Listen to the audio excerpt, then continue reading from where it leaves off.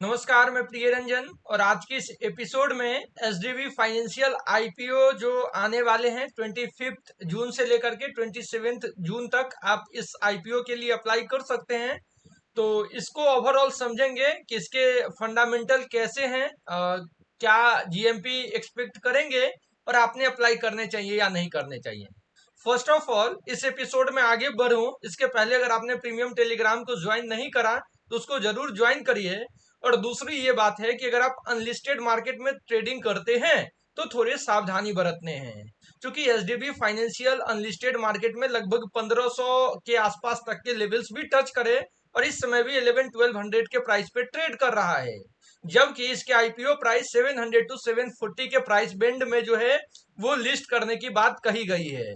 That means कि अगर आप अनलिस्टेड मार्केट में ट्रेड करते हैं तो सावधानी बरतनी चाहिए। इस समय अनलिस्टेड मार्केट में ट्रेडिंग का बड़ा हाइप बना हुआ है और एनएससी, एनएसडीएल, ओयो जैसे शेयर्स में भी मुझे लगता है कि आपको बचने चाहिए। आप उनके लिए सोचिए जिन्होंने 1500 के प्राइस पे अनलिस्टेड मार्केट में खरीदा और इस समय 700 740 के प्राइस पे लिस्टिंग हो रही है।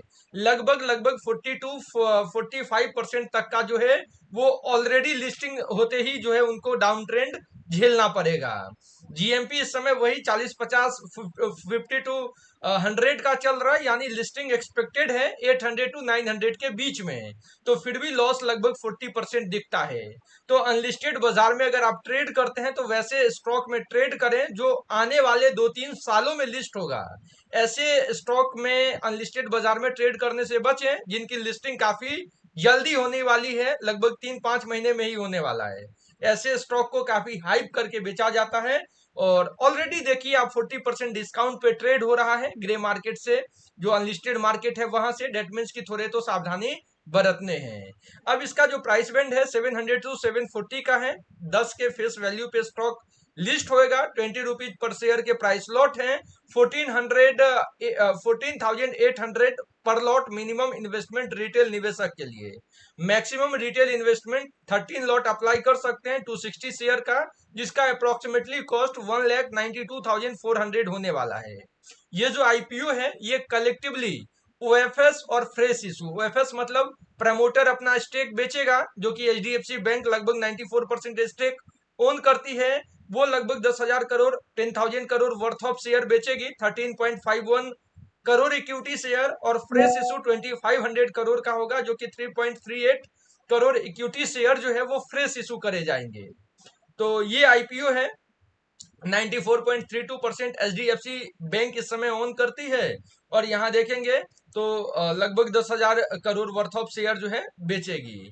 इसमें क्यूआईबी का 50%, जो कैटेगरी वाइज रिजर्वेशन है, नॉन इंस्टीट्यूशनल का 15%, रिटेल का 35% और एम्प्लॉय और एचडीएफसी बैंक के शेयर होल्डर के लिए जो है वो लगभग लगभग देखेंगे तो 50-30-80-85% के आसपास का दिख रहा है।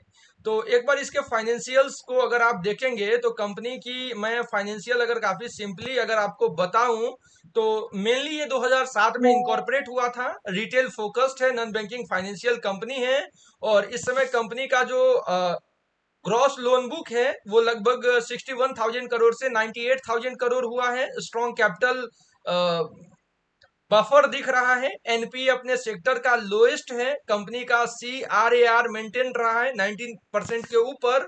एसेट्स क्वालिटी बेटर है और इस स्टॉक में देखेंगे तो लोन पिछले 2-2.5 साल में लगभग 60% ग्रो हुआ है। 1772 ब्रांच है अक्रॉस इंडिया। स्ट्रॉन्ग जो डिजिटल प्रेजेंस है वो स्ट्रॉन्ग है। लगभग 70 लाख जो है इसके डाउनलोड हैं, जो ऐप का नाम है ऑन द गो। और रिजॉल्व डिजिटली जो क्वेरी हुई है वो लगभग 1,40,000 के आसपास के कस्टमर के क्वेरी डिजिटली रिजॉल्व करे गए हैं। कंपनी खुद को एक्सपेंड कर रही है टायर 1, 2, 3 जैसे सिटीज में। माइक्रो लोन के अंदर कंपनी का काफी एक्सपेंशन हुआ है। इसके अलावा देखेंगे तो कंपनी की जो क्रॉस सेलिंग और अल्टरनेट चैनल का जो सोर्स ऑफ इनकम है वो काफी स्ट्रांग है। कंपनी अपने फाइनेंशियल रिस्क को काफी मिनिमाइज कर रही है और चूंकि पेरेंट ही एचडीएफसी बैंक है तो काफी वो भी बेहतर है। कंपनी की रेटिंग जो है क्रिसिल का A1+ है। इसके अलावा फाइनेंशियल परफॉर्मेंस में कंपनी की प्रॉफिट आफ्टर टैक्स लगभग डबल हुआ है। FY 25 में देखेंगे तो 1011 करोड़ से FY22 में देखेंगे तो 2461 करोड़, मतलब पिछले 2 साल में FY22 से FY24 में लगभग 60% CAGR से प्रॉफिट बढ़ा है। रिटर्न ऑन इक्विटी लगभग 20% है, जो NBFC स्पेस का one of the best ROE है। कंपनी का नेट इंटरेस्ट मार्जिन लगभग 7-8% है, जो इफिशियंट लेंडिंग को दिखाता है। और कंपनी के लोन बुक काफी बेहतर है, लगभग 1 लाख करोड़ का, जिसमें 71 सिक्योर्ड है, 29 अनसिक्योर्ड है, और बाकी MSME कंज्यूमर फाइनेंस एसेट्स वगैरह की है। तो ओवरऑल देखेंगे तो ये जो कंपनी के फाइनेंशियल्स दिखते हैं वो काफी बेहतर दिखते हैं। कंपनी 14,000 करोड़ रेवेन्यू जनरेट कर रही है विदाउट रेजिंग इक्विटी। ये कोर रेवेन्यू जनरेशन लगभग 14,000 करोड़ का है। एक बार मैं चाहूंगा कि अगर इसके पीयर्स के साथ कंपीट करें कि भाई इसके आपने इसके फाइनेंशियल्स बता दिए, इसकी लिस्टिंग की जो भी बातें हैं वो बता दिए, इसके पीयर्स की बात एक बार करें तो क्या दिखता है। तो इस सेक्टर का जो लीडर है वो बजाज फाइनेंस लिमिटेड है, जिसका मार्केट कैप लगभग 5.5 लाख करोड़ के आसपास का है। उसके बाद श्रीराम फाइनेंस 2.6 लाख करोड़ का है। उसके बाद चोलामंडलम फाइनेंस, L&T फाइनेंस।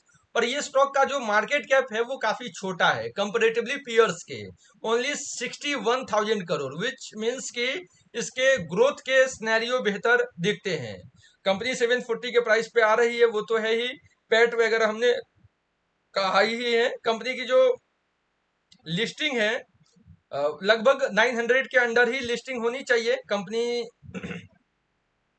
तो ओवरऑल मुझे लगता है कि ठीक है, इसमें अप्लाई किया जा सकता है। ओवरऑल जो अप्लाई है वो करने चाहिए। इस समय कंपनी की पीई लगभग 27 के आसपास का पीई है, और ये पीई इसीलिए अगर बजाज फाइनेंस देखे तो 34 और चोलामंडलम का 30, और ये 27 के पीई पे लिस्ट हो रहा है। मुझे लगता है लिस्टिंग होते होते 34-35 का पीई हो सकता है, क्योंकि ये एक बड़े ब्रांड के अंदर है। HDFC ऑलरेडी उसका प्रीमियम भी कंपनी को जाएगा, और मुझे लगता है कि मीडियम टू लॉन्ग टर्म के लिए और लिस्टिंग गेन के लिए भी बेटर अपॉर्चुनिटी है। अगर कुछ और भी क्वेरी हो तो कमेंट बॉक्स के माध्यम से जरूर रेज करें। Thank you.